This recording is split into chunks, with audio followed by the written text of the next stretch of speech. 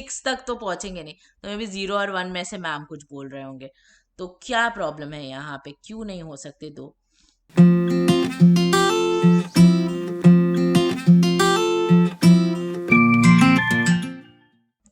Hello everyone, I hope you are all doing very well today. We are going to start with a new topic today, which is quadratic equations. Alright, so it is a very simple topic that from which usually one question is expected in your JEE exam. ज़्यादा कुछ content इसमें है नहीं, but the thing is जो concept है, there are a variety of questions that can be asked on them.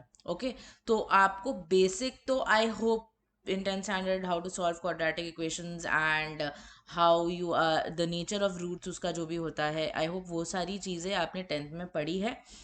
We will quickly revise the nature of roots and discriminant वगैरह वाली जो चीज़ें हैं वो हम फटाफट रिवाइज करेंगे। I would request you to quickly, if you haven't done complex numbers yet, I would request you to revise that first, because थोड़ी सी complex number की concepts हमें यहाँ पे लगेगी, not very high-fi concepts, just क्या होता है conjugate and iota के साथ कैसे deal करना है, वो सारी चीज़ें आपको quadratic में required रहेगी, because we are taking it obviously a notch above the 10th standard quadratic that you have studied. तो यहाँ पे आप not just real roots, you will be dealing with imaginary roots as well. So make sure कि आप complex numbers पहले revise कर लो, ठीक है?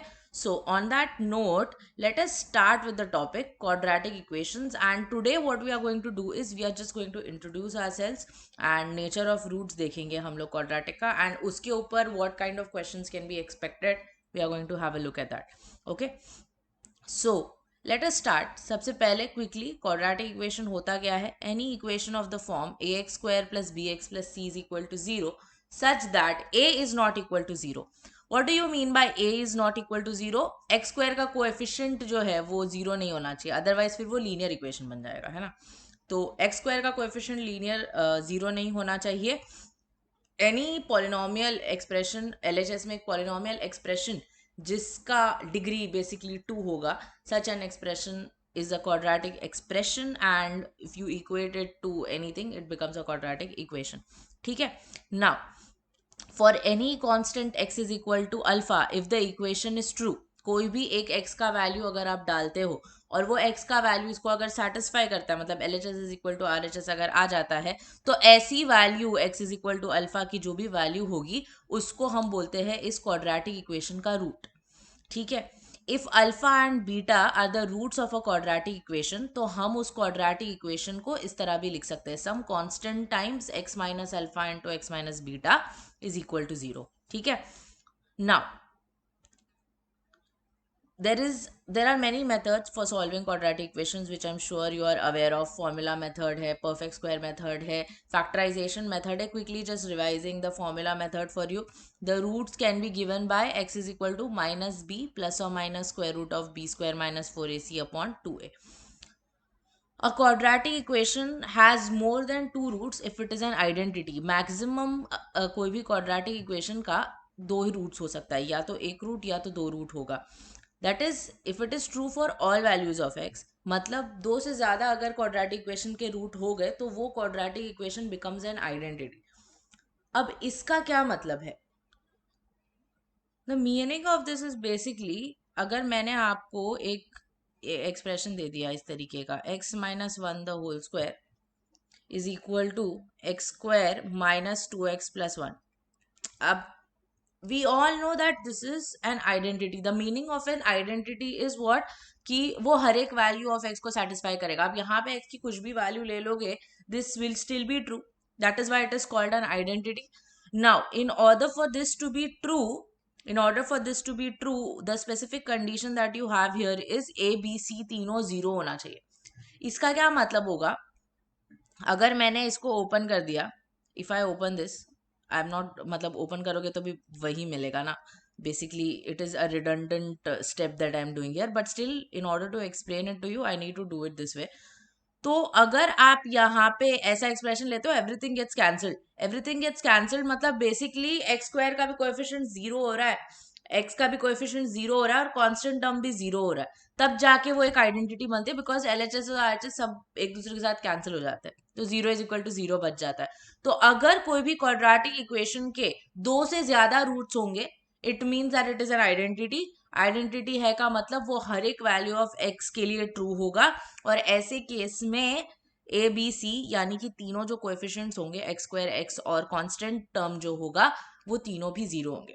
बहुत ही सटल छोटा सा लाइन है, but you will see that direct question भी आ सकता है इसके ऊपर, ठीक है। तो make sure that you remember this very well. बाकी चीजें इसमें से तो आपको ऑलरेडी पता है। Okay, so you can quickly write this down and we can then move ahead.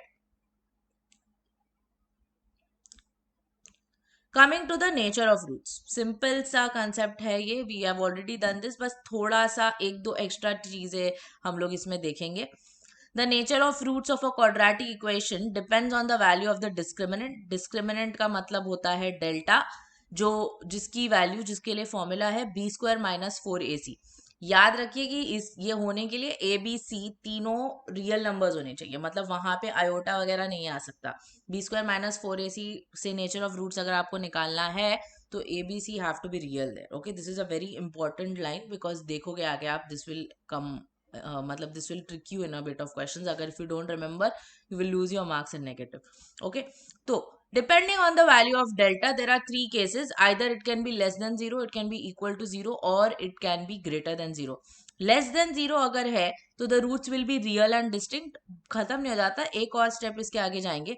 इसमें दो चीजें आती है, अगर डेल्टा की वैल्यू एक परफेक्ट स्क्वायर है और ए बी सी तीनों रैशनल नंबर्स है तो the roots are going to be rational. And delta की वैल्यू अगर परफेक्ट स्क्वायर नहीं है या फिर ए बी सी इरेशनल है तो the roots are going to be irrational, and irrational roots always occur as a pair of conjugates, not complex conjugates, normal वाला conjugate, मतलब 1 plus root 3 1 minus root 3 type वाला conjugate, ठीक है। I will explain this once I've done all finished all the cases. I will just write down the formula for you again so that we can understand कि ऐसा क्यों होता है, why does it actually make sense, all of these steps. Okay, delta is equal to zero अगर है तो आपके roots real and equal होंगे। डेल्टा अगर लेस देन जीरो है तो the roots are imaginary, and imaginary roots will always occur as a pair of complex conjugate. मतलब अगर एक रूट टू प्लस आई है तो दूसरा root has to be two minus i, उसका कॉन्जुगेट ही होगा। Okay, so if we will recollect the formula quickly, the formula is minus b plus or minus square root of b square minus 4ac divided by 2a. Now delta is this quantity that is coming inside the square root there. Okay, तो ये real होने के लिए square root के अंदर का number positive होना चाहिए। स्क्वायर रूट के अंदर का नंबर ग्रेटर देन जीरो अगर होगा तो आपको यहाँ से रियल रूट्स मिलेंगे, and they will be distinct because plus minus एक ऐड हो रहा है एक रूट और एक रूट सब्ट्रैक्ट हो रहा है, तो of course you are going to get to different roots. अभी अगर डेल्टा परफेक्ट स्क्वायर हो जाएगा, for example if it is 9, तो आपको प्लस माइनस 3 करके कुछ आ जाएगा एंड नीचे you will have something else, which means it will be a rational number. अगर वो परफेक्ट स्क्वायर नहीं है जैसे कि 3, तो वो इरेशनल रहेगा बिकॉज रूट 3 वाला क्वांटिटी वहां पे बच जाएगा, ठीक है। तो दिस इज वाई अगर आपको रैशनल रूट्स चाहिए तो B square minus four A C has to be a perfect square. B square minus four A C must be a perfect square, तब जाके आपके रूट्स रैशनल होंगे।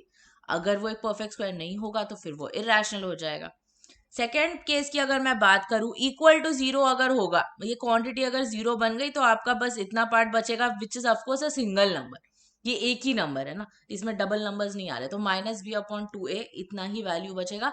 That will make a single root, एक ही root रहेगा, मतलब the roots are equal, that is another way of saying it. Again the same concept that is used here, वो अगर नेगेटिव हो गया, B square minus four A C अगर negative हो गया तो आपको यहाँ पे एक इमेजिनरी वैल्यू आएगी, मतलब आपका रूट्स फिर इमेजिनरी हो जाएगा।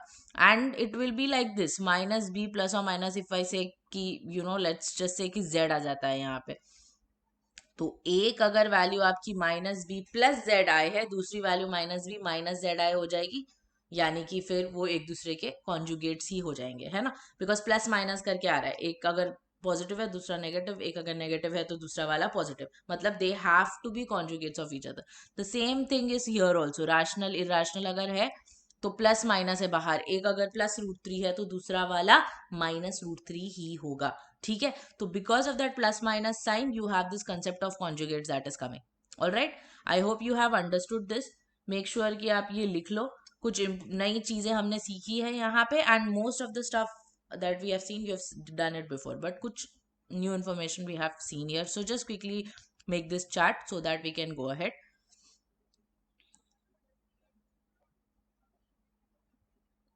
And we will directly jump to our questions now. Okay, बहुत simple सी चीजें आएंगी यहाँ पे. We will very quickly have a look. For what value of k will this equation have equal roots?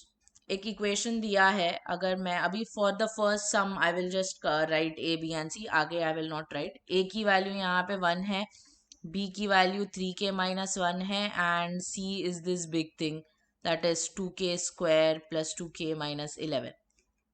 Okay, delta निकालेंगे। Delta क्या होता है? b² - 4ac which is 3k-1 the whole square minus 4 into 1 into 2k² plus 2k minus 11.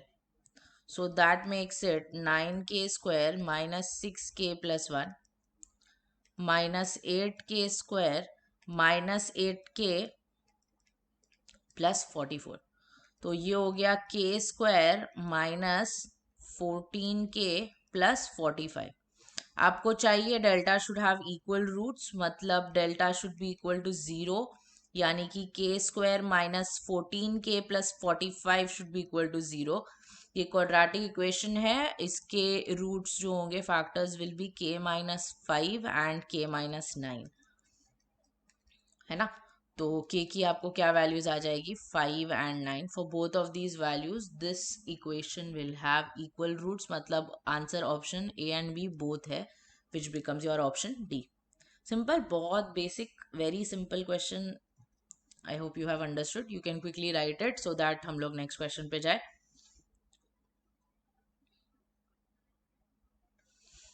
The condition for the roots of m minus n into x² plus n minus l into x plus l minus m is what? Okay, इसके roots भी आपको अभी equal ही चाहिए, आपको उसके लिए value निकालनी है। कंडीशन क्या होगी वो निकालनी है, वैल्यू नहीं निकालनी है। वेरी सिमिलर, बस थोड़ा कैलकुलेशन इसमें अच्छा है, इसीलिए I am taking this question. तो यहाँ पे आपका डेल्टा अगेन आपको 0 चाहिए, तो b² - 4ac 0 चाहिए होता है। ये आपका a हो गया, ये आपका b हो गया, ये आपका c हो गया, है ना। तो what I will get here is n minus l the whole square minus 4 into m minus n into l minus m. You need this to be equal to 0. So this is n² minus 2nl plus l square minus 4 times ml minus m² minus nl plus mn is equal to 0. Yes, अंदर क्या आ गया? n² minus 2nl plus l square minus 4ml plus 4m² plus 4nl minus 4mn is equal to 0. Can we simplify anything? Let's bring the squares in the beginning. n² plus l square plus 4m². I can see minus 2nl and plus 4nl. I can simply write that as plus 2nl minus 4ml minus 4mn.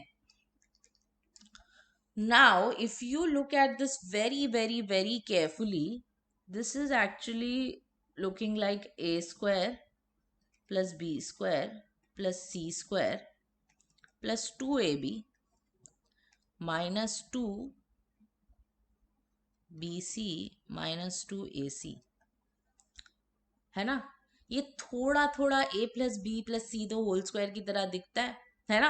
One small twist that you will have here is m की जो भी terms है वो negative हो रही है। Okay, ये 2m the whole square है, as easily as that I can write it as minus 2m the whole square also. तो वो टर्म्स जहाँ जो वहां पे है -2m और -2m है, मतलब l plus n -2m the whole square का एक्सपांशन है ये। l plus n, not m, sorry, l plus n -2m the whole square का एक्सपांशन है ये, यानी कि l प्लस n -2m 0 हो जाना चाहिए, मतलब आपका कंडीशन क्या आ गया, L plus N should be equal to 2m, which is your option B, that is the answer. Yes, easy था. बस थोड़ा वहां पे आइडेंटिटी जो थी तीन वाली यूजुअली बच्चों को याद नहीं रहती है, बट याद कर लो, वो भी काम आती है. सिर्फ a plus B the whole square याद करके कुछ नहीं होगा. ठीक है, so you can note this down also and we can move to the next question. Okay, if k belongs to minus infinity to minus 2, union 2 to infinity, then the roots of this equation are what? ठीक है, delta अभी यहाँ पे भी निकाल लेते हैं. P square minus four A C अगर डेल्टा है तो ये ए यहाँ पे 1 हो गया, ये B is 2k and C is 4. b square minus 4ac over here is going to be 2k the whole square minus 4 into 1 into 4, which makes it 4k square minus 16. You can take 4 common, you will get k square minus 4. This is k minus 2 into k plus 2.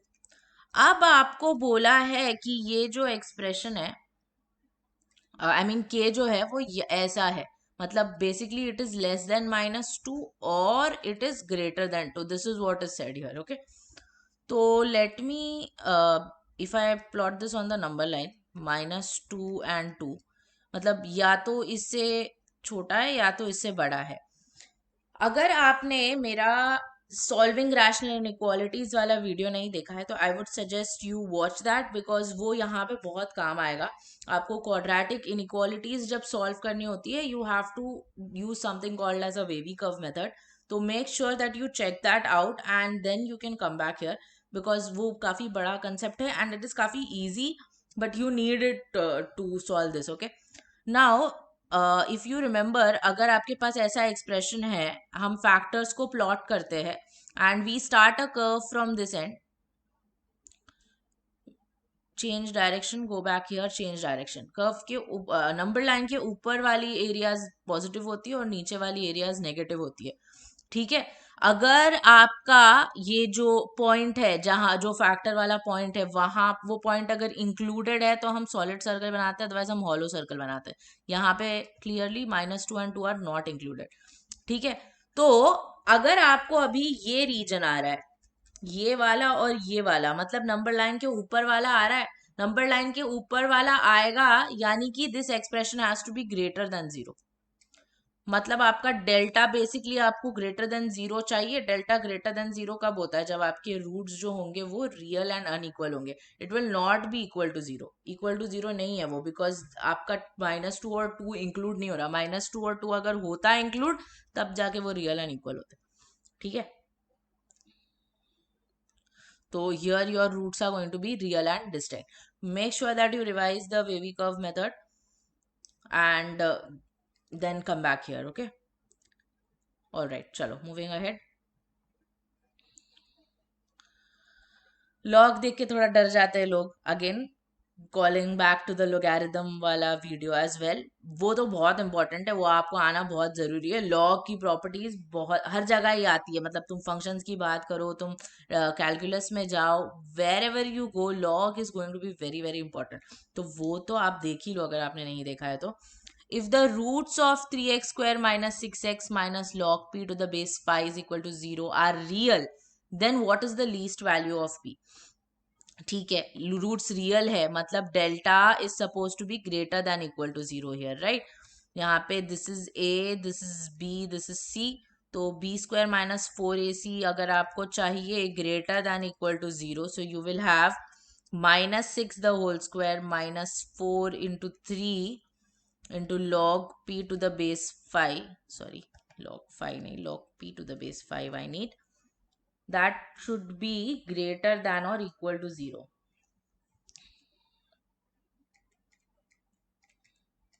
ठीक है, so what do you get here? You get 36 minus 12 log p to the base 5 should be greater than equal to 0, which you can write as 3 minus log p to the base 5 should be greater than equal to 0. मतलब I can say that log of p to the base 5 should be less than or equal to 3.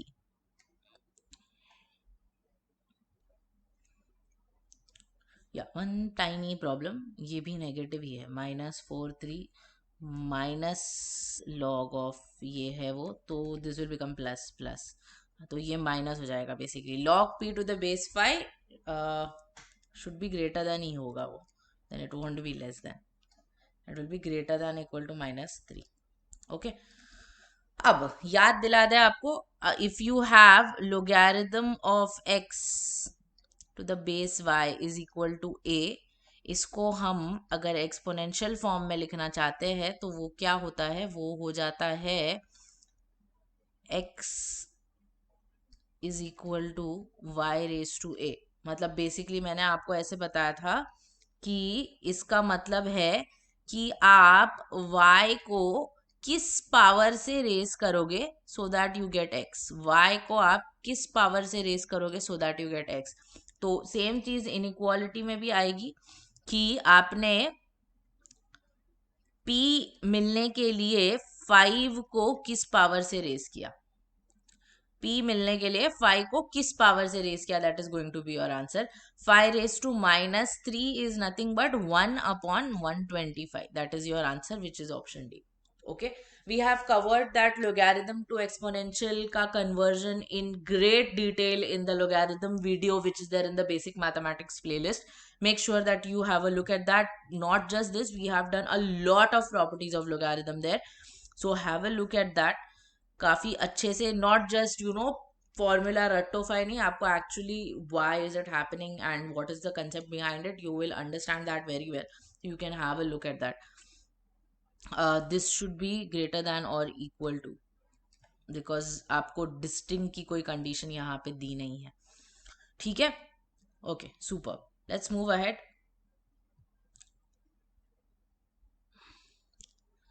The least integer k which makes the root of this equation imaginary is what? Again, very simple and basic sa question. Delta, here you have a is 1, b is 5 and c is k. You need the value of delta to be less than 0, equal to 0 नहीं ले सकते। b square minus 4ac आपको चाहिए less than 0, which means 5 square minus 4 into 1 into k you need to be less than 0, which is basically 25 minus 4 के आपको चाहिए less than 0। आप अगर 4 के वहां ले जाओगे तो आपको मिलेगा 4 के ग्रेटर देन 25 विच इज के ग्रेटर देन 25/4। 25/4 की अप्रोक्सीमेट वैल्यू 7 पॉइंट समथिंग होती है, तो आपको k की वैल्यू बेसिकली 7 से बड़ी चाहिए, तो the least integer which will make the roots imaginary is going to be 7। Very simple, बहुत ही इजी क्वेश्चन था ये, very basic.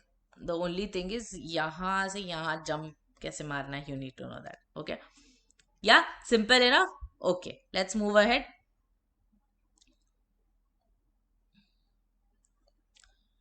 If a and b are odd integers, then the roots of 2ax square plus 2a plus b into x plus b is equal to 0 such that a is not equal to 0 will be what? Delta ही निकालना होता है, इतने सारे option देख के डरो मत। अगर आपको रूट्स कैसे है पता करना है तो आपको डेल्टा ही निकालना है और कुछ नहीं। तो यहाँ पे अगर मुझे बी स्क्वायर माइनस 4ac अब निकालना है तो I will do it directly ना। 2a plus B the whole square minus 4 into 2a into b. This is what you need to find. Okay, let's open the brackets. You have 4a square plus 4ab plus b square minus 8ab. This you can write as 4a square minus 4ab plus b square.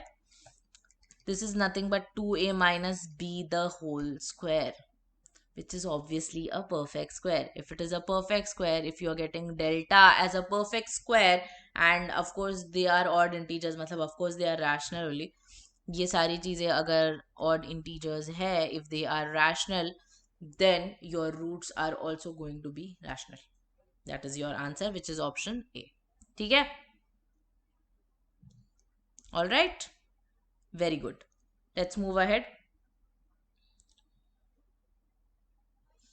Now this is a good one. It is very मतलब step wise calculation wise कुछ नहीं है, a bit of common sense you have to use here. P of x is one expression that is given, equation sorry, q of x is equal to something, another equation is given, ac is not equal to 0 बोला है, then in दोनों को multiply करके एक equation आता है p of x into Q of x is equal to 0. You have to tell me that इनके कितने रूट्स है, मतलब और कैसे रूट्स है, 4 real, 4 imaginary, 2 real, none of these. What is the answer? और एटलीस्ट वर्ड है, मतलब इससे ज्यादा भी हो सकता है. सो let me just give you one quick concept before I start here. Let me tell you that x minus 1 is equal to 0. You have an equation and you have another equation x minus 2 is equal to 0. Okay. Let me name this as p of x. Let me name this as q of x. ठीक है. Now if I tell you कि मुझे p of x into q of x is equal to 0 ऐसा एक equation बनाना है, तो x minus 1 into X minus 2 is equal to 0 ये मेरा इक्वेशन बन जाएगा. अब मुझे एक बात बताओ, इसका रूट है, एक रूट है इसका डेफिनेटली, इसका भी एक रूट है डेफिनेटली. तो जो कंबाइंड इक्वेशन मिल रहा है उसके भी रूट्स है. अगर आपने एक इक्वेशन लिया जिसका ऑलरेडी आपको रूट मालूम था और उसका फैक्टर लेके आपने उसको मल्टीप्लाई कर दिया, दोनों के फैक्टर्स, तो अगर ओरिजिनल वाले इक्वेशन के रूट्स थे तो इसके भी रूट्स होंगे ही, है ना. इसके भी रूट्स होंगे ही. Correct. In this case now this equation has two roots because इसका एक रूट, इसका एक रूट आ गया. बट ऐसा हमेशा जरूरी नहीं है ना. अगर instead of that Q of X X minus 2 is equal to 0 की जगह अगर मैं कुछ और लेती, जैसे कि X square plus 1 is equal to 0, तो फिर उसका कोई रियल रूट नहीं होता. ओके. तो basically why I am telling you this is because this is what has been done here. ये एक इक्वेशन दिया है आपको, ये एक इक्वेशन दिया है, दोनों को मल्टीप्लाई कर दिया और आपको बोला है कि मल्टीप्लाई करने के बाद जो इक्वेशन आ रहा है उसके कितने रूट से बता दो. ठीक है. तो मुझे ओरिजिनल वाले इक्वेशन के कितने रूट्स है वो मुझे पता करना पड़ेगा पहले. अगर लीनियर में फॉलो होती है वो प्रॉपर्टी तो क्वाड्रेटिक में क्यों नहीं होगी, है ना. तो अगर मुझे इसके अभी रूट्स पता करने, A X square plus B X plus C is equal to 0, तो मैं इसका डेल्टा डेल्टा 1 नाम दे देती हूँ. बी स्क्वायर माइनस 4ac हो जाएगा. सिमिलरली दूसरे वाले का अगर चाहिए तो it will B D square plus 4ac. अब आपको ना एक छोटा सा ना छुपा हुआ इंफॉर्मेशन इधर दिया हुआ है कि AC की वैल्यू 0 नहीं हो सकती. AC की वैल्यू 0 नहीं हो सकती है तो या तो 0 से कम होगी या तो 0 से ज्यादा होगी, है ना. दोनों में से एक ही ऑप्शन है. अब अगर AC 0 से कम है, या फिर एक्चुअली आई शुड राइट और that because otherwise you will get confuse, तो 4AC की वैल्यू 0 से कम होगी या फिर 4AC की वैल्यू 0 से ज्यादा होगी. इसके अलावा कोई और केस पता है आपको? नहीं ना, बिकॉज 0 तो नहीं हो सकता वो, तो यही दो ऑप्शन बाकी है. 0 नहीं होगा तो या तो पॉजिटिव होगा या तो नेगेटिव होगा. अब 4AC की वैल्यू लेस देन 0 होगी या फिर 4AC की वैल्यू ग्रेटर देन 0 होगी. अब देखो आपको यहाँ पे B square minus 4AC check करना है या फिर D square plus 4AC check करना है.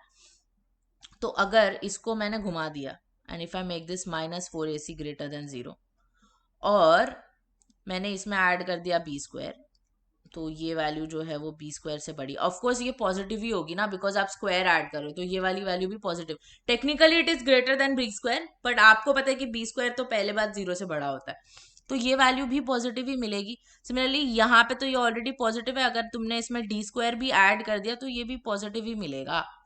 यानी कि either this is going to be positive और this is going to be positive. दोनों के दोनों नेगेटिव हो ही नहीं सकते बिकॉज दोनों के दोनों नेगेटिव होने का केस है ही नहीं यहाँ पे. या तो AC बड़ा होगा 0 से या तो AC छोटा होगा. जब AC 0 से बड़ा होगा तब ये कंडीशन ट्रू होगी और जब AC 0 से छोटा होगा तब ये कंडीशन ट्रू होगी. मतलब आइदर वे दोनों में से एक चीज तो ट्रू होने ही वाली है.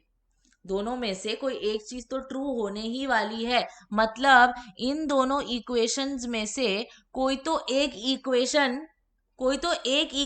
के दो रियल रूट्स रहेंगे ही. अब या तो इसके दो रियल रूट्स होंगे या तो इसके दो रियल रूट्स होंगे, दोनों के भी हो सकते हैं. हाँ, ऐसा जरूरी नहीं है कि AC की वैल्यू 0 अगर हो 0 से छोटी होगी तो delta 1 has to be less than 0, ऐसा नहीं है. दोनों के भी दो दो रूट्स हो सकते हैं बट कम से कम दोनों में से किसी एक के तो दो रूट्स रहने ही वाले हैं. If this equation has at least two roots or if this equation has at least two roots, मतलब this combined equation will compulsorily have at least two roots. क्योंकि या तो यहां से दो रूट आएंगे या तो यहां से दो रूट आएंगे, दोनों में से कहीं एक से तो दो रूट पक्का आने ही वाले हैं. दोनों में से कहीं एक से अगर पक्का दो रूट आने ही वाले हैं, मतलब ये जो कंबाइंड इक्वेशन आपको मल्टीप्लाई करके मिल रहा है, it will need to have at least two real roots. Are we clear? It will need to have at least two real roots. So that becomes your answer, which is your option B. Yes? Super.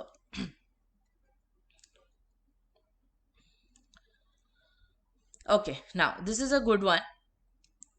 How many integers m are there for which this given equation has at least one real root? अब आई am sure you can see कि भाई ये तो थोड़ा अपने level के बाहर लग रहा है, इतना बड़ा इक्वेशन कौन सॉल्व करेगा. एंड फर्स्ट ऑफ ऑल वो क्वाड्रेटिक है नहीं, वो X square plus X plus two the whole square, मतलब वो फोर्थ पावर का हो रहा है. तो हम क्या करेंगे, हम स्मार्ट है, हम थोड़ा स्मार्ट बनेंगे.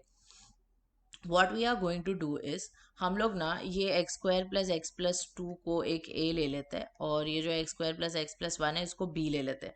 तो हम उसको छोटा कर देंगे थोड़ा, एंड हम एक नया इक्वेशन बनाएंगे which will be A square minus M minus three A B plus M minus four B square is equal to zero. ठीक है, अब ये ठीक है, थोड़ा अपने लेवल का लग रहा है, हम इसको सॉल्व कर सकते हैं. Let me solve this m minus three. अभी इसको फैक्टराइज अगर मुझे करना है तो मिडिल टर्म स्प्लिट करना पड़ेगा. ये it is not the conventional middle term that we are accustom to. तो let us just simplify this. अगर m माइनस थ्री मुझे चाहिए तो m माइनस थ्री को क्या मैं लिख सकती हूँ, m minus four plus one. आप बोलोगे क्यों? क्योंकि देखो उधर है m minus four. m minus four अगर उधर है, आप वही चीज अगर लाओगे तो फैक्टराइज करने में आसानी होगी कि नहीं होगी? होगी ना. तो let me write this m minus 3 as m minus 4 plus 1 into ab plus m minus 4 b square. ठीक है, अब अगर मैंने ये ब्रैकेट ओपन किया तो m minus 4 ab एक जगह मिलेगा, दूसरा bracket will become minus ab plus m minus 4 b square. चलो अब कॉमन लेते, अगर यहां से a कॉमन लिया तो I will gate a minus m minus 4b minus b common a minus m minus 4 into b. You take one term a minus b, you take the other term a minus m minus 4 into b is equal to 0. So you are getting two values, a minus b is equal to 0 मिल रहा है, या फिर a minus m minus 4 into b is equal to 0 मिल रहा है. यहाँ से आपको मिलेगा a is equal to b, यहाँ से आपको मिलेगा a is equal to m minus 4 into b.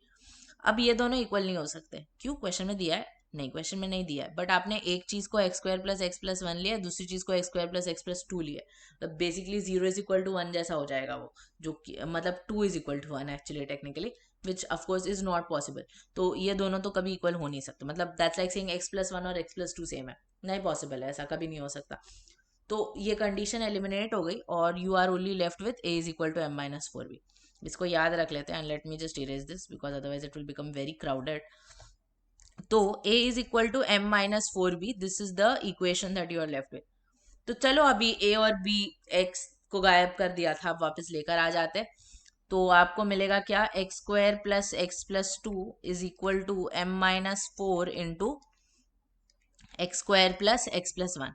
ठीक है, अब अगर आपने इसको क्वाड्रेटिक ढंग के क्वाड्रेटिक में कन्वर्ट करने की कोशिश की तो क्या आएगा, इधर एक्स स्क्वायर का कोएफिशिएंट m माइनस फोर है, यहाँ पे प्लस वन है, ये साइड पे लेके आ जाओगे तो एक माइनस वन हो जाएगा वो.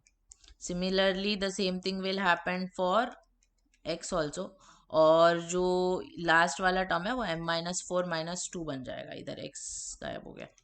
So this becomes what? This becomes m minus 5 into x square plus m minus 5 into x plus m minus 6 is equal to 0. Right? अब देखो, आपको क्या बताना है कि इसका एटलीस्ट एक रियल रूट होना चाहिए, मतलब अभी इसका डेल्टा आपको चेक करना है. तो इसका डेल्टा क्या होगा, इसका delta will be m minus five the whole square minus four into M minus five into M minus six, और आपको चेक करना है कि ये जो है वो जीरो से बड़ा होना चाहिए. तो m माइनस फाइव को अगर मैंने कॉमन ले लिया दोनों में से, I will be left with m minus five minus four m plus 24 is greater than or equal to 0, which means m minus 5 into minus 3m plus 19 is greater than equal to 0. Again, calling back to the wavy curve method, if you remember, the steps that you need to follow is जो भी variable है वहां पे उसका coefficient should be +1. अगर नहीं है तो उसको बनाओ. अब यहाँ पे -3m को अगर मुझे हटाना है तो I will have to take that -3 common. If I take -3 common from that factor मुझे बचेगा m-19/3. एंड अगर मैंने थ्रू आउट -3 से डिवाइड कर दिया तो ये इनइक्वालिटी पलट जाएगी. अब अगर इसको आप बेबी कर्व मेथड में प्लॉट करोगे 19/3 का वैल्यू 6 पॉइंट समथिंग होगा तो 5 आ जाएगा इधर, 19/3 आ जाएगा. अगर आपको लेस देन 0 वाला पार्ट चाहिए तो ये रीजन आएगा. मतलब आपका m जो है वो लाई करना चाहिए 5 और 19/3 के बीच में.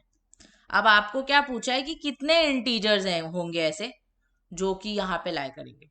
तो दो ना, 5 और 6 है ना, दो इंटीजर. तो आंसर ऑप्शन डी गलत, गाय नेगेटिव में. क्यों? I'll give you some time to just think about it. Pause करो और सोचो कि क्यों नहीं होना चाहिए दो. क्या प्रॉब्लम है यहाँ पे दो होने में? तीसरा कहीं से आ रहा है क्या? वो 3 तो है नहीं ऑप्शन में, तो आई गेस 6 तक तो पहुंचेंगे नहीं. तो मे बी 0 और 1 में से मैम कुछ बोल रहे होंगे. तो क्या प्रॉब्लम है यहाँ पे? क्यों नहीं हो सकते दो? सोचना, बहुत अच्छे से सोचना. आप अगर इस इक्वेशन को ध्यान से देखोगे तो अगर m की वैल्यू मैंने 5 कर दी तो ये जाएगा, ये भी जाएगा, दोनों जाएंगे. ये जाने से तो हमें कुछ खास फर्क नहीं पड़ेगा, कुछ मतलब नहीं है. बट ये चला जाएगा तो क्वाड्रेटिक ही नहीं रहेगा. वो नहीं हो सकता जीरो. पहला जो डेफिनेशन है क्वाड्रेटिक इक्वेशन का वही ये है कि आपका जो इक्वेशन है उसमें x² का कोएफिशिएंट 0 नहीं होना चाहिए. तो वो m-5 0 कैसे हो सकता है? वो क्वाड्रेटिक ही नहीं रहेगा. तो मतलब m की वैल्यू 5 नहीं हो सकती. तो यहाँ से दूसरा इंटीजर आ रहा है 6, वो ठीक है, उससे हमें कोई दिक्कत नहीं है. बट m की वैल्यू 5 नहीं हो सकती. m की वैल्यू सिर्फ एक 6 होगी. मतलब ऐसा एक ही इंटीजर वैल्यू होगा m का जिसके लिए इस इक्वेशन की कम से कम एक रूट होगी. ठीक है, क्लियर? तो very nice twist in the end. इतना मतलब काफी बड़ा था question if you were stuck with me for the entire thing. तो एंड तक आने तक हम ओरिजिनल वाला पार्टी भूल जाएंगे और अरे अरे आंसर आ गया, बहुत अच्छा. एक चीज, वो m=6 आंसर आ गया है आपको. आपने अगर कर भी दिया, there is an option 6 also there. But उसने आपको m की वैल्यू नहीं पूछी है, वो आपको पूछ रहा है कि ऐसी कितनी वैल्यूज है. तो there are a number of ways in which you can lose your marks in negative year. ऐसा नहीं करना है. कितना भी मेहनत से सॉल्व अगर पूरा क्वेश्चन कर लिया है तो ऐसी सिली चीज के लिए आपका मार्क्स नेगेटिव में नहीं चला जाना चाहिए. ठीक है, very good, awesome guys. Note this down so that we can move ahead then. चलो नेक्स्ट क्वेश्चन पे जाते हैं. The value of a for which a into a plus 2 plus a² plus 3a plus 2 into x plus a² plus a minus 2 into x² is equal to 0 has more than 2 roots is what? ये भी देखो कितनी छोटी सी चीज पे अभी question आ गया. ये बोला था मैंने, द मोर देन 2 रूट्स के लिए क्या होता है, हैड सेड दिस बिफोर. कितनी बेसिक चीज थी, हमें पता थी. बट अगर वो लिखा नहीं होता वहां पे, अगर वो देखा नहीं होता तो फिर नहीं आता. फिर ऐसा लगता कि पता नहीं क्या करना है. पिछले क्वेश्चन में भी वैसे ही था. वो a is not equal to 0 बहुत ही ऐसी कंडीशन होती है जो हम देखते ही नहीं, हम नेग्लेक्ट कर देते हैं. बिकॉज क्या है, ये ऐसी दिया होगा, कुछ यूज तो नहीं होने वाला उसका, ऐसा हमें लगता है. बट वैसा नहीं होता actually. Every little thing is very important. आपको सारी चीजें ध्यान में रखना बहुत जरूरी है. ठीक है, तो यहाँ पे क्या कंडीशन है मोर देन 2 रूट्स होने की? कि वो आइडेंटिटी होना चाहिए. आइडेंटिटी तब होगा जब हर एक कांस्टेंट जो है वो 0 बन जाएगा. मतलब कांस्टेंट वाला टर्म, x का कोएफिशिएंट और x² का कोएफिशिएंट, सारे कोएफिशिएंट्स आपके बनने चाहिए 0, तब जाके ये मोर देन 2 रूट्स को सेटिस्फाई करेगा. तो आप इसको पहले खुद ट्राई कर लो बिकॉज काफ़ी सिंपल है ये. एंड आई थिंक आपको खुद से आंसर आ जाएगा. मैं बता दूंगी, आप पॉज कर लो and then you can come back. I am sure you will get the answer very easily. तो ये 0 बनने के लिए क्या होना चाहिए? a into a plus 2 should be 0. यानी कि a की वैल्यू 0 होनी चाहिए या फिर a की वैल्यू -2 होनी चाहिए. फिर ये एक्सप्रेशन अगर देखोगे A square plus 3a+2 is equal to 0, if you factorise this you get a+1 a+2, यानी कि a की वैल्यू या तो -1 होनी चाहिए या तो -2। यहाँ से ये आंसर आपको दिख रहा है -2, बट कर लेते हैं उसको भी। अगर नन ऑफ दीज का कोई ऑप्शन होता तो we have to be prepared for that scenario. A square plus a-2 is equal to 0, तो इसका हो जाएगा a+2 इंटू a-1। देखो ये भी कर रहा है, इसकी वैल्यूज आएंगी a is equal to -2 and a is equal to 1। Common value क्या है हर जगह पे, a इज इक्वल टू -2, तो दैट इज योर आंसर। मतलब आपका a का वैल्यू -2 होने से this is going to become an identity because सब कुछ 0 बन जाएगा फिर। ठीक है, तो कोई भी x की वैल्यू को वो सेटिस्फाई कर लेगा। Alright, very good. चलो हम आगे बढ़ते हैं अभी to the last question and a very Alright then, moving to the next question. If a root of x square plus px plus 12 is equal to 0 is 4, while the roots of x square plus px plus q is equal to 0 are equal, then find the value of q. बहुत simple है ये, बस confusing लग रहा है नहीं बिल्कुल भी। ये एक इक्वेशन है जिसका रूट बोला है आपको 4 है, तो ठीक है 4 अगर उसका रूट है तो उसको सेटिस्फाई करेगा। अगर उसको सेटिस्फाई करेगा तो आपको क्या मिलेगा, you will get 4 square plus 4 into p plus 12 is equal to 0। 4 square is 16 plus 4p plus 12 is equal to 0। अच्छा, 16 plus 12 is how much,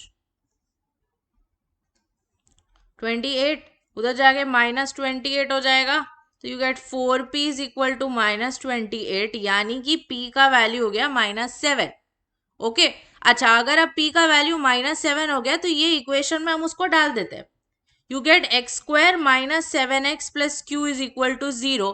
and what do we know about the second equation, we note that the roots of this particular equation are equal, यानी कि उसका delta तो हो जाएगा 0।